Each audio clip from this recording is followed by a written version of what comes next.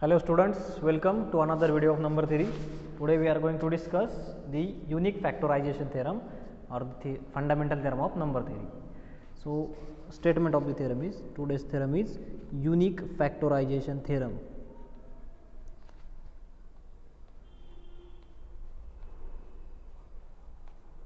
Unique factorization theorem.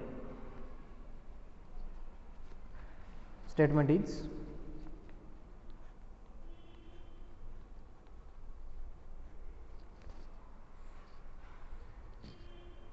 every positive integer n greater than 0 or every positive integer n greater than 0 can be expressed as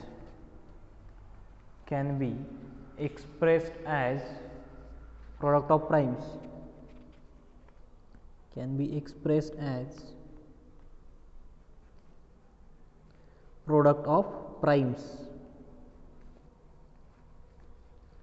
product of primes, and this representation, that is the representation of number in product of primes, is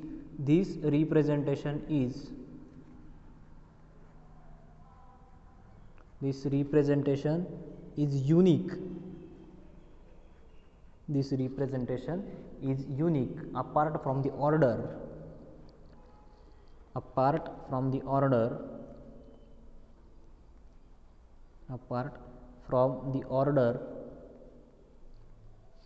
in which the factors occurs. Apart from the order in which the factors occurs.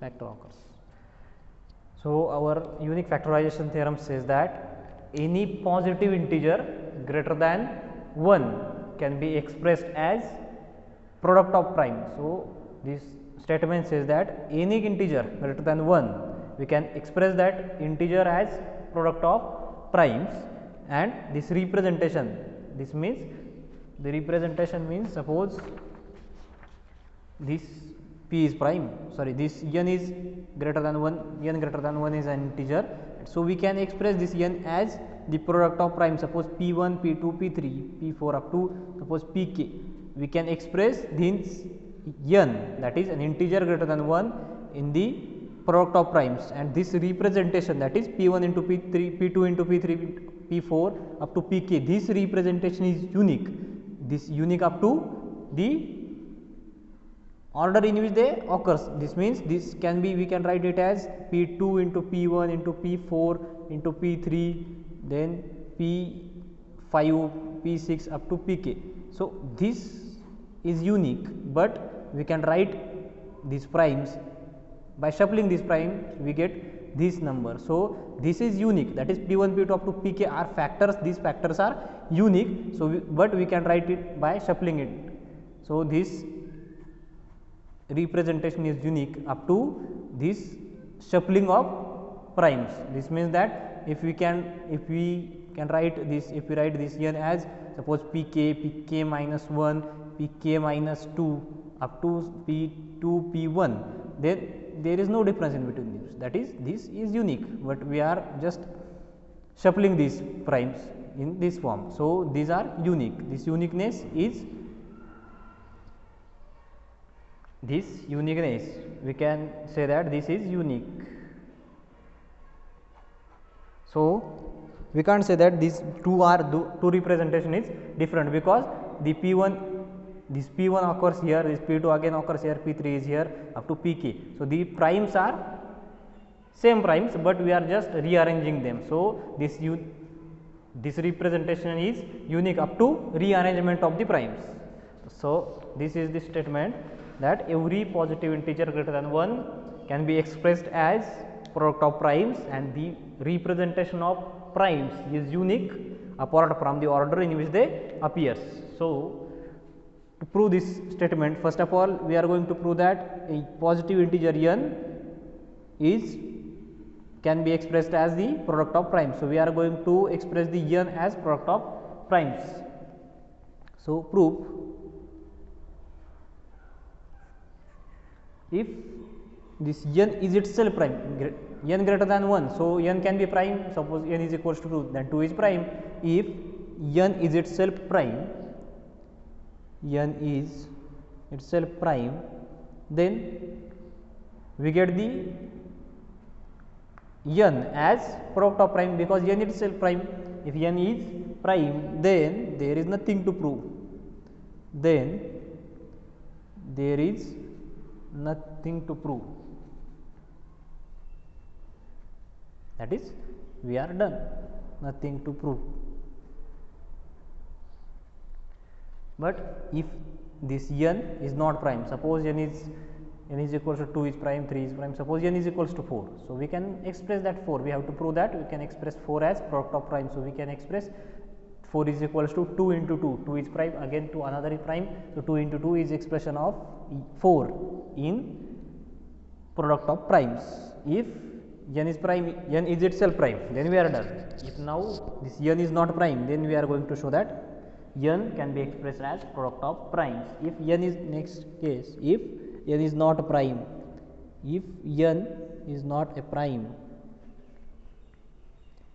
n is not a prime number, then if n is not prime, then n must be composite, then n is composite, n is composite number. So, n is composite, therefore, there exists some divisor of n, therefore, there exists a positive divisor of n. Suppose that divisor be d. Suppose there exists a positive divisor, suppose d of n, that is d divides n, that is this d divides n, and this d must be in between 1 to n. Divisor must be less than this number. So, d must be less than n and d must be greater than 1. There exists a positive divisor and our n is greater than 1. So, we can take the divisor in between 1 to n. So, there exists a positive divisor d of n, that is that d divides n.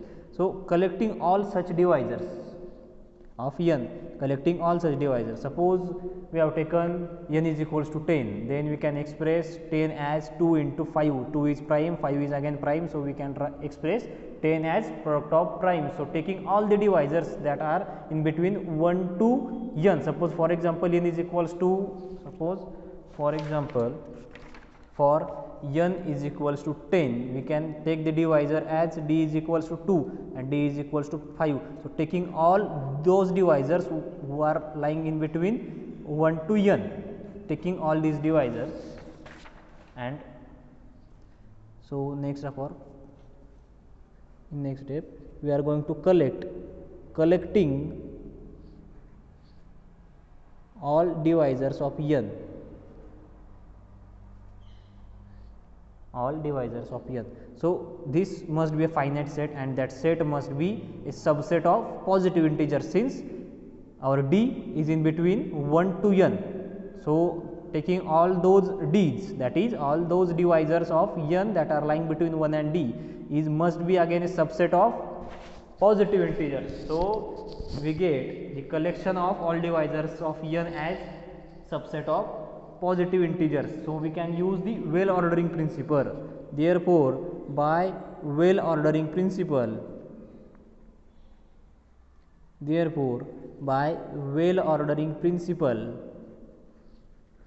we can say that there exists a smallest divisor of n.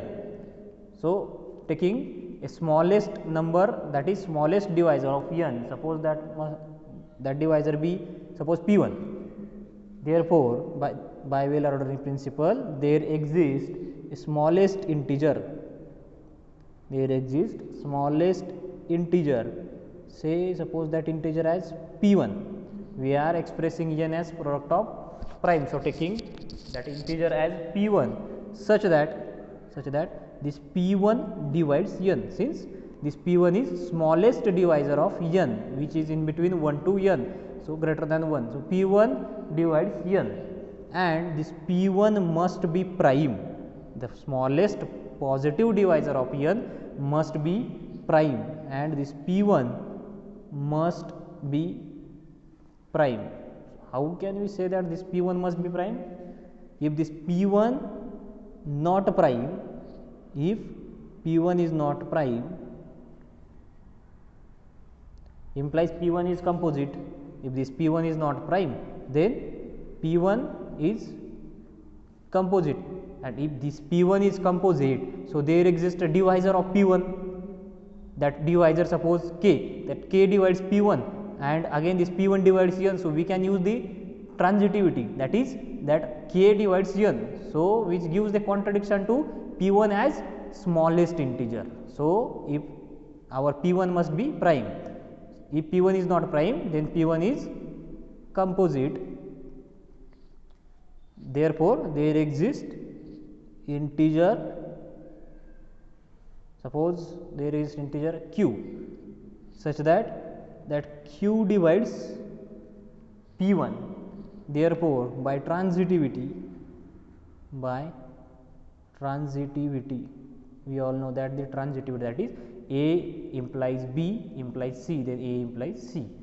So by transitivity this q must divide, q divides p1 and p1 divides n, means q divides n, and this q is again in between 1 to p1, since q is positive divisor of p1, so q must be in between 1 to p1. So this gives the contradiction to the least element p1. So here we can find the q less than p1 and which divides n, but we have chosen p1 is smallest integer among all the divisors of n. So this we get another divisor q less than p1 which divides n. So this must be contradiction to our p1 as least number, which is contradiction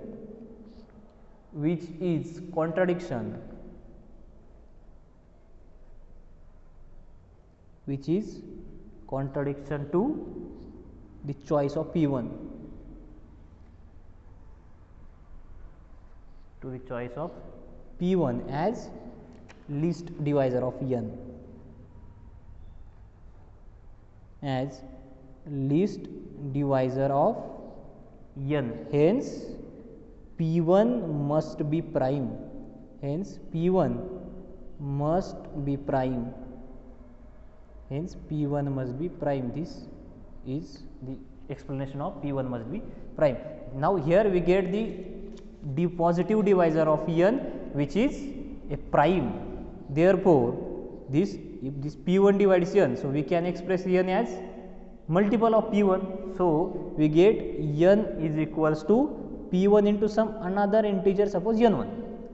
Since p1 divides n, so using definition of divisibility we can write n is equals to p1 into some k, that is p1 into some n1, where this n1 is must be less than n, since multiplying n1 by p1 we getting n. So our n1 must be less than n and must be greater than 1, because the statement of theorem says that for every positive integer, that is n greater than 1, we are expressing the n which is greater than 1 as a product of primes. So this n is equals to p1 into n1. If our n1 is itself prime, then we get p1 into n1 as product of primes. This p1 is prime, and if n1 is again prime, then we get n as product of primes. So our theorem is proved. If n1 is not prime, then we are going to do the same procedure. So first of all, take the case if n1 is prime. If n1 is prime, then we get n as product of primes. Since p1 is prime and n1 is prime, then p1 into n1 is product of primes. Then n is product of primes. N is product of primes. Now if n1, this n1 is not prime, that is n1 is composite. If this n1 is composite, that is if this n1 is not a prime, if n1 is not a prime, then n1 is composite. n1 is composite. Therefore, for a composite number there exists a positive divisor. Therefore, there exists a positive divisor of this n1. Positive divisor, suppose p2, positive divisor p2, such that this p2 divides n1, this p2 divides n1. So, we can express n1 as multiple of p2, that is by definition of divisibility we can express n1 is equals to p2 into some another integer, suppose n2, and where is this n2 is less than n1, that is 1 is less than n2 is less than n1. So, putting the value of n1 in this equation, that is n is equals to p1 into n1, we can write n as, therefore, our n becomes p1 into p2 into n2, and this n2 is less than 1 is less than n2 is less than n1, and this n1 is again less than n. 1 is less than n2, this n2 is less than n1, and n1 is less than 1. So, we get n as p1 p2 into n2, where this n1 n2 are less than n. So, we get n2 is less than n, and we get n2 as less than n1, and n1 is again less than n2. So, we are getting these n1 n2 as decreasing sequence. Now, in this case, if this n2 is prime, then we get n as product of primes, since our p2 is again prime. If p2 is not prime, then p2 is composite. By using this procedure, we can say that this p2 is prime, p1 is prime, p2 is prime. If our n2 is again prime, then we get n as product of primes. If n2 is not prime, then we are going to do this procedure. If n2 is prime, then theorem is proved, then the result is true.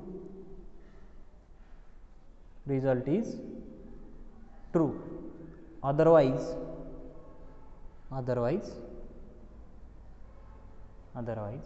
we are going to express n2 as p3 into n3, and this n3 is again less than n2. So, after expressing n2 in this form, we get the value of n as p1 into p2 into this p3 into n3. Therefore, we get n as p1 p2 p3 into n3. Again, if this n3 is prime, then we get n as product of primes. If n3 is not prime, then we are going to do the same procedure. So, continuing in this way,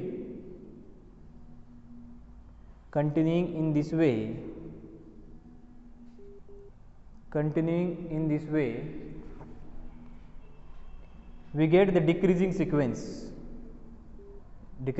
of n1, n2, n3. We get the decreasing sequence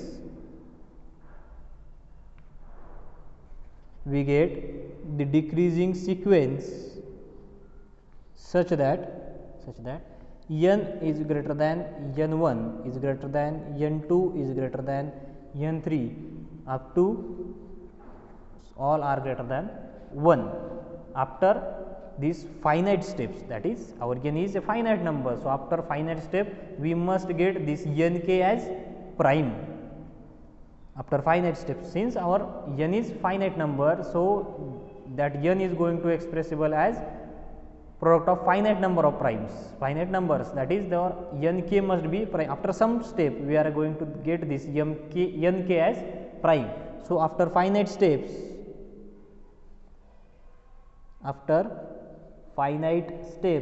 finite number of steps,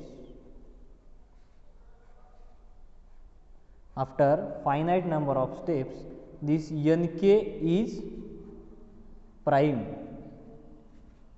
So, we call it as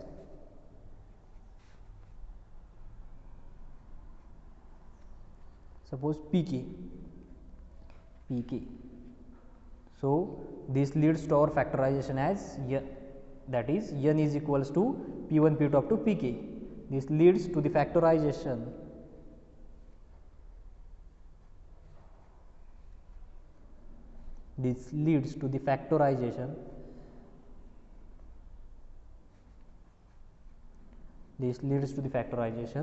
of n as n is equals to p1 p2 up to pk, and this p1 p2 pk all are primes, where this p1 p2 up to pk all are primes, hence n can be expressed as product of primes, hence n can be expressed as product of primes, n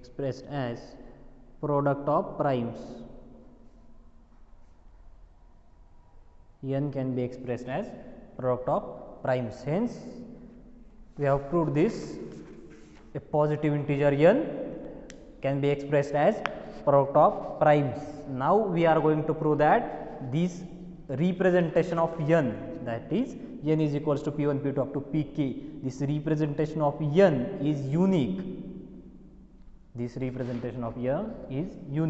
That is, we are just going to prove that if n can be written as p1 p2 pk and suppose q1 q2 qr, then that k and s must be same, that is number of primes is same.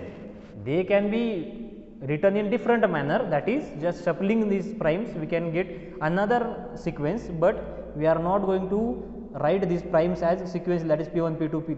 We can write it as p2 into p1 into p3 up to pk. So this is not different, this is unique. So in this uniqueness, now the uniqueness of this representation. Now uniqueness of representation.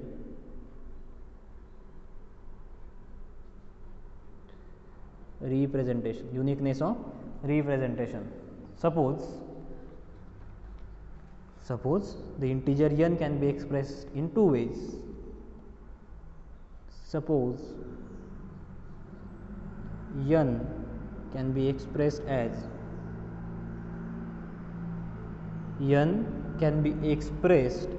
as product of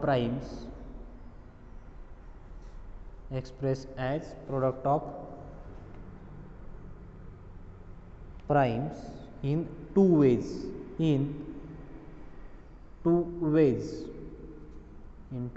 Say n can be expressed as suppose p1 into p2 up to pr, and n is again can be expressed as suppose q1 into q2 up to q, suppose yes, this p1 p2 p are all are primes, q1 q2 up to qs all are primes. We are just going to prove that these r and s must be equal. If they are different, then we can find here, suppose there are 4 primes, there are 5 primes. This is not possible, since this gives the contradiction to our statement, that is we can express these primes in shuffling, after shuffling that. So after shuffling there must be equal in numbers, that is there must be r. If this r is different, that is p 1 2 3 up to there are suppose r primes, and here there is suppose s prime, that is, and there is relation between r and s must be equal. If they both are equal, then we can say that this another representation is just shuffling of first representation. But if these r and s are different, that is they suppose here we can express this n as in multiple of 3 primes, that is suppose 2 into 3 into 5, there are 3 primes, so 2 3 5, and again this n can be expressed as suppose multiplication of 4 primes, that is 2 into 2 into 3 into 4 into 5. That is not going to possible. So our number of primes must be same. If we get r is equals to n, then this representation is unique apart from the order in which they occurs. But if this r and s are different, then we are not going to say that unique. So to prove this uniqueness, these all primes are, we know that the prime number is greater than 1, this all pi's are again greater than 1, and this qj suppose is again greater than 1. So from these two equations we get n is equals to this and n is equals to this. So if here our R, there are two cases, that is R is either less than or yes, or R is equals to yes. If R is less than yes, then we are going to see what is going to happen. Here this R is less than or equals to yes, we are going to prove that R is equals to F. If R is equals to N, then we can, R is equals to yes, then we say that this another representation is just this shuffling of these primes. If our R is less than yes, then we are going to see what happens. If first case R is less than yes, if R is less than yes, but here P1 P2 up to PR, this multiplication is equals to N, and this again this multiplication is equals to N. From these two equations we can say that this Q1 into Q2 into suppose this Qs is equals to P1 into P2 up to PR. From these two equations we can write these two equals. So we are going to use the definition of divisibility. Therefore by definition of divisibility,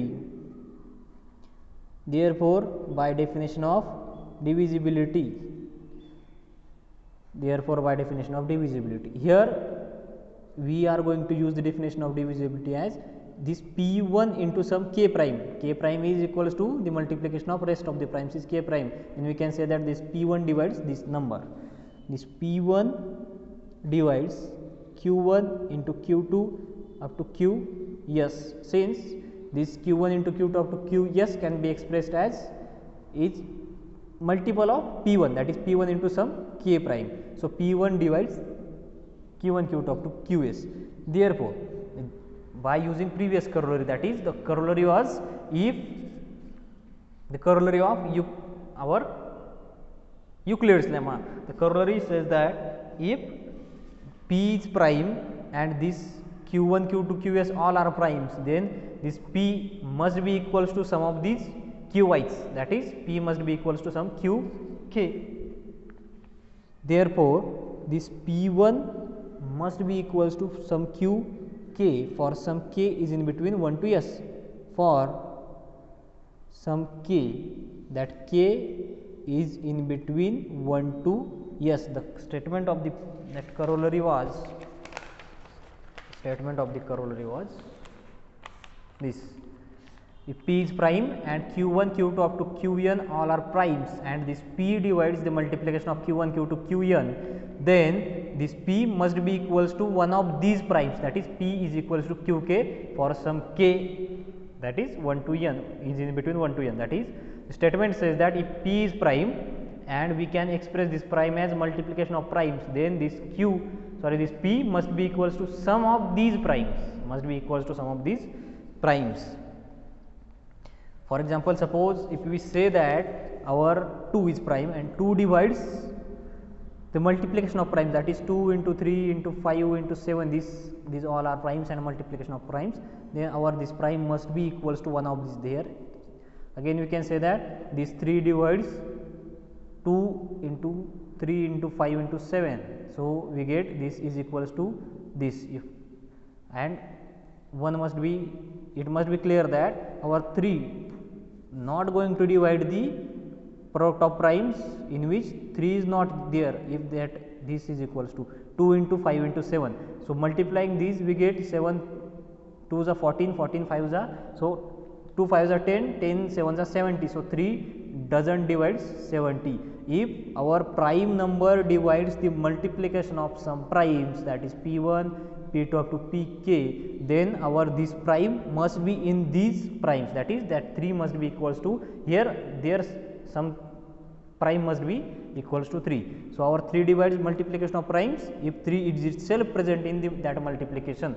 So our corollary says that if P is prime and P divides the multiplication of all primes, then that prime P must be equals to some of these Qi. Using this corollary we get P1 is equals to Qk for some k. This is by corollary. Write this statement of corollary here. So we get P1 is equals to some Qk. In particular we are just finding that Qk and taking that Qk as 1. In particular, Suppose k is equals to 1. We don't know what is the value of k, that is suppose that k must be here, that is third. If k is equals to q3, then we are just rearranging that multiplication as q1, that is q3 is putting in first number, we get this. In particular, if k is equals to 1, this gives us p1 is equals to q1. Putting p1 is equals to q1 in this equation, that is in this equation we get, then suppose this is equation number star, then suppose this equation star becomes q1 into q2 up to this qs is equals to, now we are going to substitute p1 is equals to q1 here, we get q1 into p2 into p3 up to p r. So cancelling q1 we get, cancelling out q1 we get, this going to gives us q2 into q3 up to qs is equals to p2 into p3 up to p r. Now similarly, our using definition of divisibility, we can say that this p2 divides this number, this p2 is prime, again q2 q3 all are primes, that p2 must be equals to some qk, and in particular taking qk as k is equals to 2, then we can say that p2 is equals to q2, again cancelling these. Similarly we can say that p2 divides q2 into q3 up to qs gives us p2 is equals to qk for some k is in between 2 to s, 2 is less than or equals to k is less than or equals to s, and we get q2 is equals to, suppose p2 is equals to q2 if k is equals to 2, or in particular we are going to say that this k is equals to 2, we get p2 is equals to q2, and repeating above procedure we get, and repeating above procedure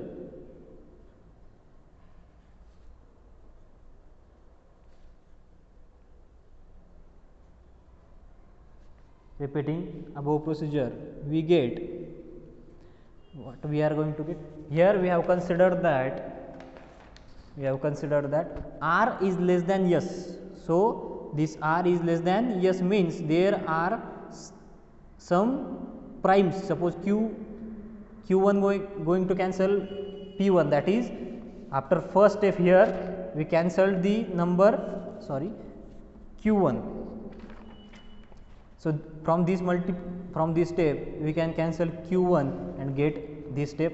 Now in second step we are going to cancel out q2. Now in third step we are cancelling q3. After r steps we cancel this qr and pr. So there is what remains, only here remains qr plus 1, since qr and pr gets cancelled. So qr plus 1 into qr plus 2 up to qs, since r is less than s, so s is greater number, so cancellation must be up to r steps, that is qr going to cancel qr and qr plus 1 qr plus 2. so the steps, the primes after r qr plus 1 qr plus 2 up to qs is going to equals to 1, since these r are going to cancel. So we get the multiplication of primes, this qr plus 1 qr plus 2 up to qs all are primes, and in this step we can clearly see that 1 is equals to multiplication of some primes, but we all know that the primes are starting from 2, that is 2 is prime, 3 is prime, and all primes are greater than 1. So we know that all primes are greater than 1 and their multiplication is equals to 1 is not possible. This gives us product of primes is equals to 1. This gives us product of primes is 1, and which is contradiction,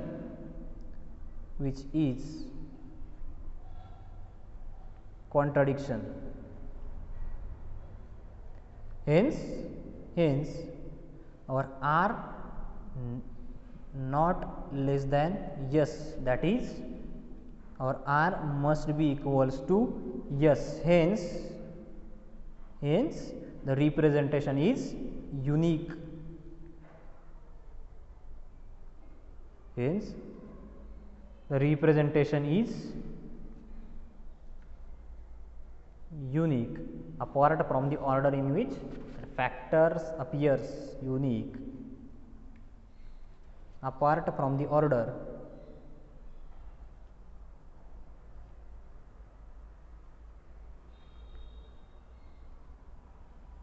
in which the factor occurs.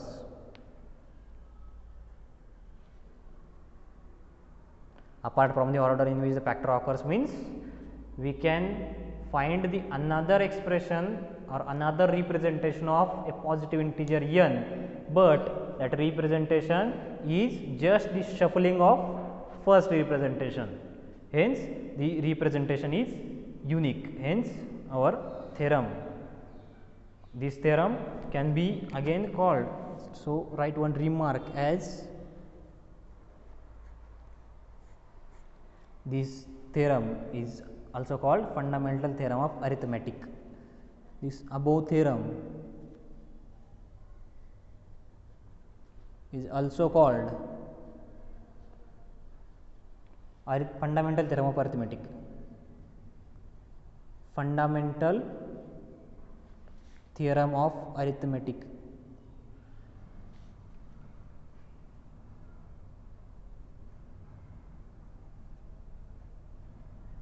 Fundamental theorem of arithmetic, hence the proof of our theorem.